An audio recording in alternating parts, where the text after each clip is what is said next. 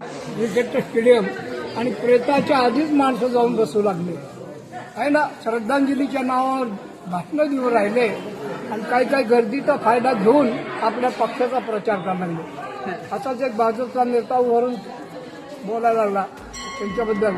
आज आप्पा आपल्यातून गेले, परत न कधी येण्यासाठी, पण आपल्याला आप्पाचा चेहरा नक्की लक्षात राहील, कारण आप्पाचा चेहरा हा कमळाच्या फुलासारखा होता. लगेच शिवसेनाला उठला. आत्ताच माझ्या मित्रांनी सांगितलं की त्यांचा चेहरा कमळासारखा होता, पण ते सांगायला विसरले की त्यांचा शब्द म्हणजे धनुष्याचा बाण होता.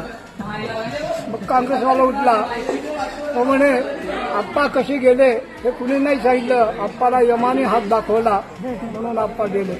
मग तो राष्ट्रवादीवाला बोलतो, मला ज्यावेळेस फोन आला आप्पा गेल्याचं, आम्ही घड्याळात पाहिलं 10 वाजून 10 मिनिट झालते, म्हणजे ते राष्ट्रवादी होते. पुन्हा मायावतीचा बाई आली, आप्पा किसी के लेन देन में नहीं थे, किसी को कुछ बोलते नहीं थे, हत्ती चलता है कुत्ते भुकते ऐसा उनका काम था.